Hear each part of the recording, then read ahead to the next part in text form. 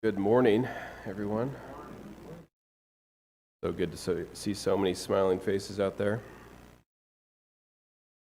Still recovering a little bit from the cough that I had last week, so please bear with me.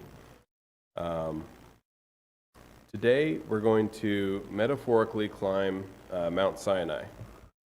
And depending on the temperature, it may feel like we're actually climbing Mount Sinai. So hopefully it won't get too warm in here. A couple of administrative notes to get started. We do have that membership survey, so please fill one of those out for every member. So each person that wants to participate in the ministries that we have here is encouraged to take one of those.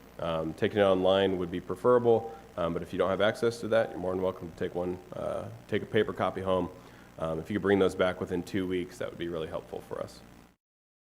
And then also just a reminder for the trustee nomination form.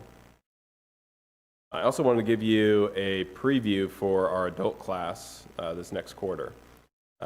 We often think about how different the Old Covenant is from the New Covenant, and that's right because there's definitely some major changes, major differences, but we rarely think about the continuity. And so that's what we're going to discover and look at this next quarter, for the next 3 months. We're going to look at the Torah, so Genesis through Deuteronomy, and look at how all that points to the Messiah, how it points to Jesus, how we were never meant to interpret it legalistically, but instead with faith and belief in the one that was promised by God. Ryan, you got the PowerPoint? Okay, just want to make sure.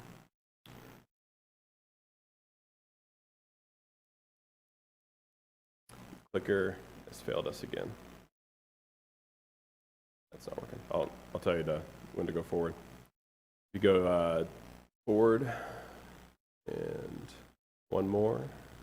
All right, so today we are going to look at the pattern that we can see within the Torah, and then we're going to look at specifically Leviticus, and I'll show you, and I'll explain why in just a minute.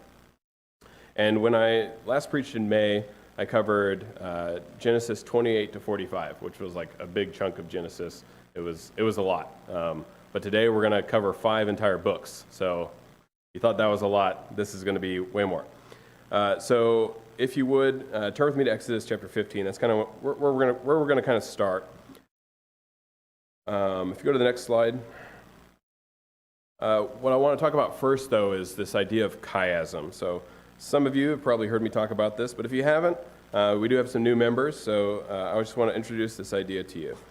Because chiasms are all throughout the Bible, they're just all over the Bible, they're very important. They're a literary tool that's going to structure and arrange lines and ideas of a text in parallel with each other. So it's going to kind of mirror itself. So this is a great example here. If you can read this, it's Matthew 6, verse 24. If you go to the next, Ryan, it says, "No one can serve 2 masters, for either they hate the one and love the other, or be devoted to one and despise the other. You cannot serve both God and wealth." And so you can see that each of the lines are kind of paired up with a line later in the speech. And understanding how it's structured is going to help us understand the author's meaning. Because what these structures allow us to do is we get to see and compare line A with line A prime. So you say, no one can serve 2 masters. You cannot serve God and wealth. So that was what Jesus was talking about when he says 2 masters. For he'll hate the one and love the other, or he'll be devoted to one and despise the other. And so then when we can actually see that the center of this small chiasm, Jesus is actually talking about love. He's talking about our orientation in our life towards what we are serving and what we are working for. And so he's pointing out that service with God is in contradiction to service after wealth. So that's just a small example. And they're often laid out this way: ABC, CBA. Now, as I said before, this points kind of to the middle. So usually in a chiasm, you want to use the parallel lines. You want to compare those to each other, and then you also want to look at the middle, because the author is usually put his most important idea right there in the middle. And now, if we go to the next one, we'll see Genesis 1 actually does something different. So in Genesis 1, we have 6 days, and it actually works as a chiasm that goes ABC, ABC. Okay? So chiasms can work either way, but they're always cool because they're setting things in parallel to one another. So you should think about how day 1 works. Is this separation, and then day 4 is filling that separation. Day 5 is separation. Day 2 is separation. Day 5 fills, and then 3 and 6. So that's a very common way that authors are using this, and they're using it at all different levels. So we saw in Matthew 6:24 that was done at the verse level. And then here in Genesis chapter 1, it's done at the level of the chapter. And now we're going to look at the level of the book. So let's go to the next slide. Okay, so we have Torah as a chiasm. And so what I hope we've all gathered from our lives of reading the Bible, or if you're new to reading the Bible, you've quickly started to understand, is that the authors of the Bible are just masters at their craft. They are amazing, and they put these things together, and they're inspired by God, and so that it's just put together this work that is kind of incomprehensible when you really get down to it. It's difficult to fathom how this was put together, and so the common way that we talk about it is that it's inspired by God. And so if you go to the next one, what we're going to actually see is that Torah is a chiasm. Go one back. So it has five books, and authors in the Bible love odd numbers, especially 5 and 7, because those numbers have a middle number, and so Leviticus is going to be the middle number. But we'll get to that. We'll get to Leviticus later in this book. And so let's investigate this more. So if you can go to the next slide. So if you haven't been attuned to this kind of structure, then seeing them can like for the first time, it's kind of like being introduced to one of those Magic Eye puzzle books, where you kind of until you know the trick of seeing the hidden image, then you're looking at the weird pattern or whatever doesn't make a lot of sense. And so reading the Bible can sometimes feel that way because you see these repetitions, you see these odd references and these little details that pop out of nowhere, and it seems challenging. But once you see that there's not mistakes in the Bible, that it's all crafted in this way to get you to dive deeper and deeper and deeper into the Scriptures, then you will it's hard not to see it, right? And it's the same way with the Magic Eye book. Once you know the trick, it's like you don't want to just stare at the random scribbly lines. You want to actually see what the intent was behind it. Okay, so the next slide. So here's what I want us to do. I want us to do a quick high-level view of the Torah. What's happened? So in Genesis 1 through 10, we spent the first quarter of this year really diving into those accounts, and we had the creation all the way to Babel there, and then we have the life of Abraham and his sons, and that goes and takes us all the way to the end of Genesis when the people of Israel are down in Egypt. And we start the book of Exodus with the people in Egypt in slavery, and then they're brought out of slavery by God through his leader Moses and his brother Aaron. And then that culminates in 14, where they escape through the sea. And then in 15, they sing a song about it. And then in that last half of 15b, we get these stories about them traveling through the desert to Mount Sinai. Okay? And so we get just a series of stories where they are complaining because they don't have water, they don't have food, they get manna and they get quail. Moses hits a rock and water comes out of it, and they get into a fight with these neighboring people, And then Moses has this encounter with his father-in-law to help him kind of sort out all the craziness that's going on, which is kind of interesting. And then we get this really long portion in the middle where they're at Sinai. And so from the middle of Exodus all the way to Numbers. So from Exodus 19 all the way through to the end of Exodus, all the way through Leviticus, and all the way to Numbers 10, Israel is at Mount Sinai. And if you've ever started one of those chronological or like yearly Bible reading programs, this is probably where you fell off the wagon, because this is a challenging part of the Bible. This is a lot of stuff going on. You start getting these really long lists of laws. It starts getting a little unclear exactly what's happening. So that's what I'm hoping to clear up a little bit today, and to hopefully get us to value this particular part of Scripture, because as we're about to see, it actually forms the middle of a chiasm. So like I said, so Numbers in 10, we have this here, the Israelites end up traveling through a desert to go up to the promised land, okay? And what we find is that in here, Moses has another encounter with his father-in-law. They're complaining. They get food and they get quail. Moses hits a rock and water comes out of it.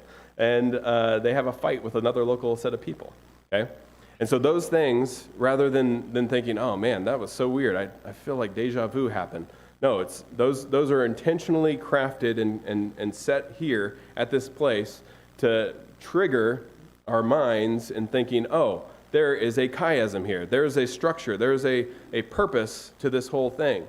And like I said before, one of the key things that we should do is compare what happens to the Israelites before when they're in the desert, and then what happens to the Israelites after.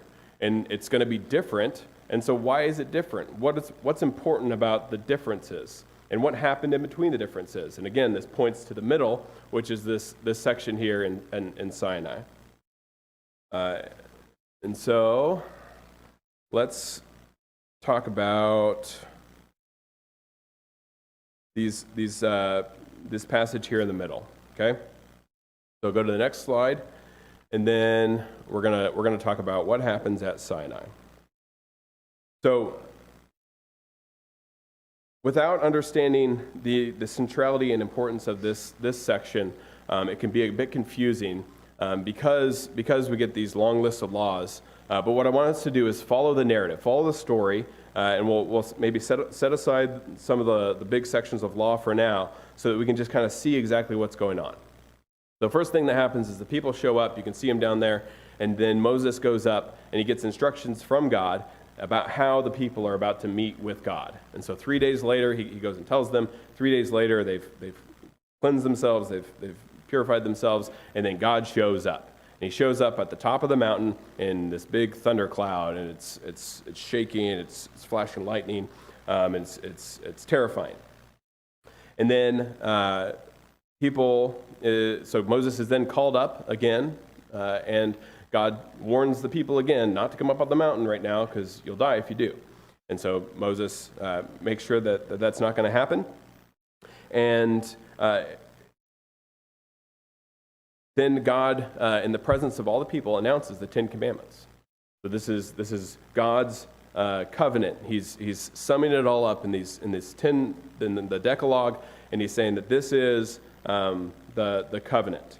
And it terrifies everybody. Everybody becomes very scared, and they are so scared that the people say, Moses, you got to go up there by yourself because we can't handle this anymore. It's just too terrifying to be in the presence of God. So Moses becomes this kind of mediator between Israel and God. And so he goes up. One more time, maybe. Oh, nope, go back. He goes up, and then we actually get 3 chapters of law here, which can be a little jarring if you're trying to read through and understand what happens. And that goes until chapter 24, where then God's going to invite Moses, Aaron, Nadab, Abihu, and then all the elders of Israel to come up and make a covenant with him. Okay, so that's what we're about to read here. So now you can put that up. Exodus 24, verse 1 through 8. Then the Lord said to Moses, "Come up to the Lord, You and Aaron, Nadab and Abihu, and the 70 elders of Israel, you are to worship at a distance, but Moses alone is to approach the Lord. The others must not come near, and the people may not come up with him." When Moses went and told the people all the Lord's words and laws, they responded with one voice, "Everything the Lord has said, we will do." Moses then wrote down everything the Lord had said. He got up early the next morning and built an altar at the foot of the mountain, and set up 12 stone pillars representing the 12 tribes of Israel. And then he sent young Israelite men, and they offered burnt offerings and sacrificed young bulls as fellowship offerings to the Lord. Moses took half the blood, put it in the bowls, and the other half he splashed against the altar. Then he took the book of the covenant, he read it to the people. They responded, "We will do everything the Lord has said. We will obey." Moses then took the blood, he sprinkled it on the people, and said, "This is the blood of the covenant that the Lord has made with you in accordance with all these words." Okay? In the next section, starting in verse 9, it says, "Moses and Aaron, Nadab and Abihu, and the 70 elders of Israel went up, and they saw the God of Israel. Under his feet was something like a pavement made of lapis lazuli, as bright blue as the sky. But God did not raise his hand against these leaders of Israelites. They saw God, and they ate and they drank." For this eating and drinking, that's a covenant confirmation meal. And then verse 12, the Lord said to Moses, "Come up to me on the mountain, stay here, and I'll give you the tablets of stone with the law and commandments I have written for their instruction." Then Moses set out with Joshua his aide, and Moses went up the mountain of God. He said to the elders, "Wait here for us until we come back down to you. Aaron and Hur are with you, and anyone involved in a dispute can go to them." When Moses went up on the mountain, the cloud covered it. The glory of the Lord settled on Mount Sinai. For 6 days the cloud covered the mountain, and on the 7th day the Lord called to Moses from within the cloud. To the Israelites, the glory of the Lord looked like a consuming fire on top of the mountain. And then Moses entered the cloud as he went up on the mountain. And he stayed on the mountain for 40 days and 40 nights. Okay, so go one forward. Now, here we then get 6 solid chapters of law, and it's all about the tabernacle. Remember, what is the tabernacle? It's this place, it's this tent where God's going to live amongst his people. It's this place that's kept ritually clean, and it's governed and guarded by special people who live special, unique, holy lives. They're these priests and Levites, so that they can be mediators in God's temple between the Israelites and God. This is how God is planning on living amongst Israel. And so, what do we think? What does Israel think of the way that God has laid this way out to live amongst them? Go next. They actually build a golden calf, right? And I've talked about this before, but one of the most important things to realize is that Aaron and the people's sin isn't that they are worshiping another god. It's that they're trying to worship and bring God's presence into their camp in a way that God has not asked to have done. They get nervous because Moses has been up there a while. They don't know what's happening. It's this consuming fire. And so they say, well, we got to have God in the camp so that we can be successful when we go to Canaan. So we have to build this calf. And that's the way they go about doing that. They're impatient with God's plan, and they're impatient with his messenger Moses. And so in Exodus 32, God is just about done with the Israelites. He says, Exodus 32, verse 9, "I have seen these people," the Lord said to Moses, "and they're a stiff-necked people. Now leave me alone so that my anger may burn against them and I may destroy them. And then I'll make you into a great nation." Right? Moses intercedes in this plan. He intercedes for the people. He persuades God not to kill the people. This is where the Levites become the priestly line. But the important thing to recognize is that God was ready to turn Abraham into another Moses, to start over with him and basically make a great nation out of just Abraham. Again, later in verse 33 of chapter 33, verse 1 of chapter 33, it says, "Then the Lord said to Moses, 'Leave this place, you and the people you brought up out of Egypt, and go up to the land I promised on oath to Abraham, Isaac, and Jacob, saying, I'll give it to your descendants. I'll send an angel before you, drive out the Canaanites, Amorites, Hittites, Perizzites, Hivites, and Jebusites. Go up to the land flowing with milk and honey, but I will not go with you, because you are a stiff-necked people, and I might destroy you on the way." And Moses says, "God, we can't do that. We have to have you with us." That was the whole point of the tabernacle. It's the whole point of this whole covenant, is that we want you to be our God. We want you to live with us and among us. And then finally, in chapter 34, verse 5, the kids that are doing lamplighters might hear this verse and be interested in it. "Then the Lord came down in the cloud, stood with him there, and proclaimed his name, the Lord," or Yahweh. "And he passed in front of Moses, saying, the Lord, compassionate and gracious God, slow to anger, abounding in love and faithfulness, maintaining love to thousands, forgiving wickedness, rebellion, and sin, yet he does not leave the guilty unpunished. He punishes the children and their children for the sin of the parents to the third and the fourth generation." You see, this here is the reminder that Moses needs. God passes before him, reveals his glory to him, announces his name, and Moses realizes that he just needs to ask for forgiveness, and God's going to forgive. There's going to be consequences for their sin, for sure. But God is above all a compassionate God who's slow to anger, abounding in steadfast love and faithfulness, and maintains love to thousands, forgiving their wickedness, rebellion, and sin. So then Moses, in verse 8, go ahead and click, Moses bows to the ground at once, worships. "Lord," he said, "if I have found favor in your eyes, then let the Lord go with us. Although this is a stiff-necked people, forgive our wickedness and our sin, and take us as your inheritance." Then the Lord says, "I am making a covenant with you." I don't know if he clapped, but I'm clapping. "I am making a covenant with you. Before all your people, I will do wonders never before done in any nation in all the world. The people you live among will see how awesome is the work that I, the Lord, will do for you." And then we launch right back into 7 more chapters of law, right?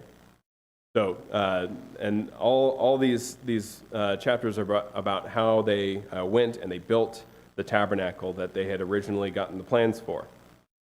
And right at the end of the book of Exodus, God goes and he occupies the tabernacle, which is great, right? That's what we wanted. That's what we're looking for this whole time. God is living amongst his people. But we get this little tiny detail right at the end that Moses can't go into the tabernacle. One of the very last verses in Exodus. And interestingly, we get another detail at the beginning of the book of Numbers. And so that's going to be here. At the beginning of the book of Numbers, we find that Moses is speaking to God in the tabernacle. Now, Moses can't go into the tabernacle. Now he can go to the tabernacle.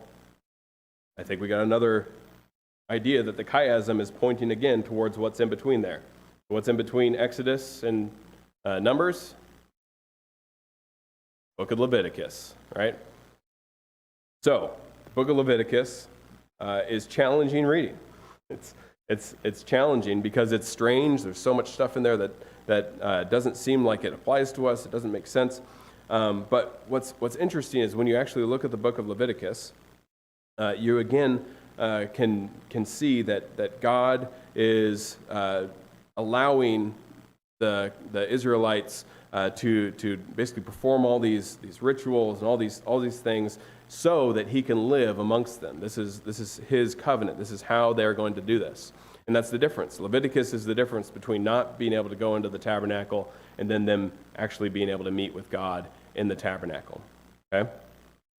So now, if we go to the next one, if you have ever wondered what's at the middle of Leviticus, it's this Day of Atonement. That's the middle object. So we have rituals about sacrifices at the beginning, rituals about the feast days at the end. You have laws about the priests, and then laws about the priests at the end. Laws about purity, and then laws about purity. And then right in the middle is the Day of Atonement, the high holy day. It's called Yom Kippur. You might have heard of it. It's the most important, probably the most important holiday for the Israelites, right next to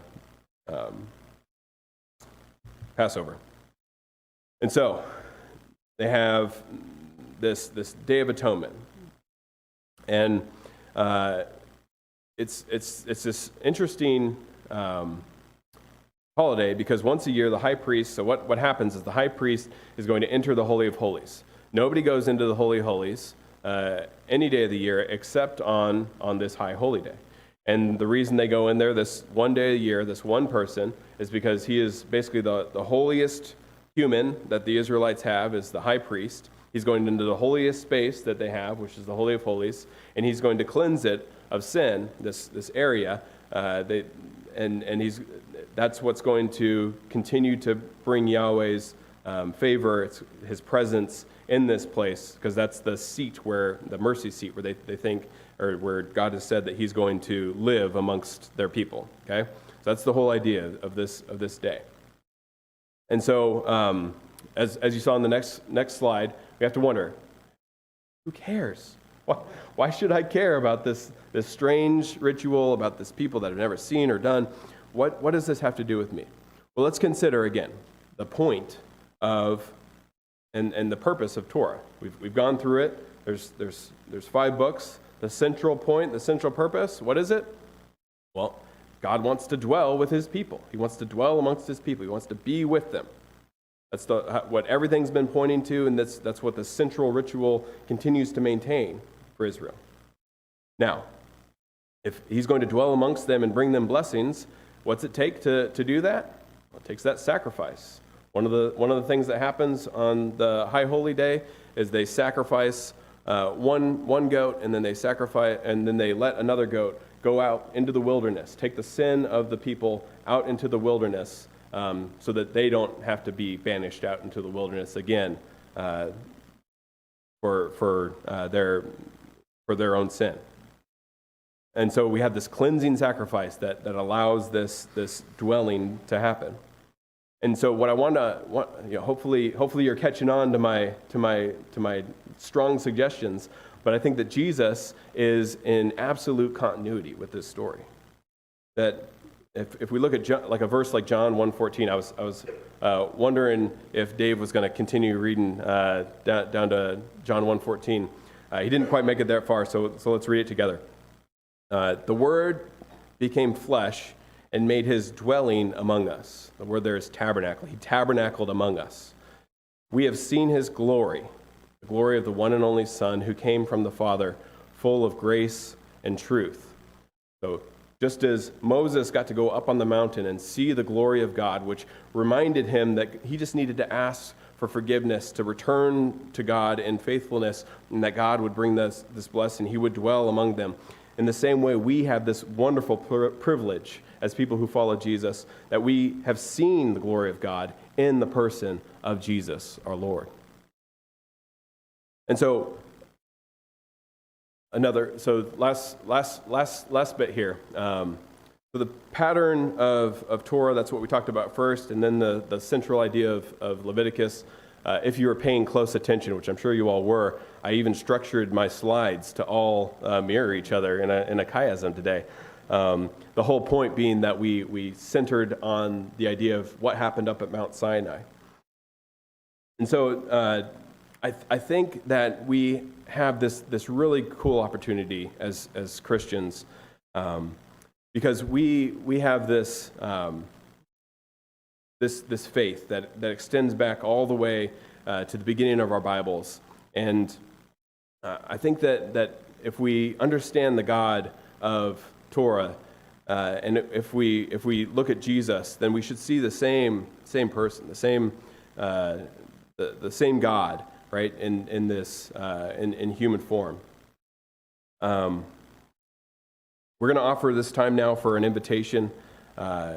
We want to make sure we have time where we can seek the forgiveness of our brothers and sisters, or seek forgiveness from them. We know that God is quick to forgive, and that he is patient and loving towards us.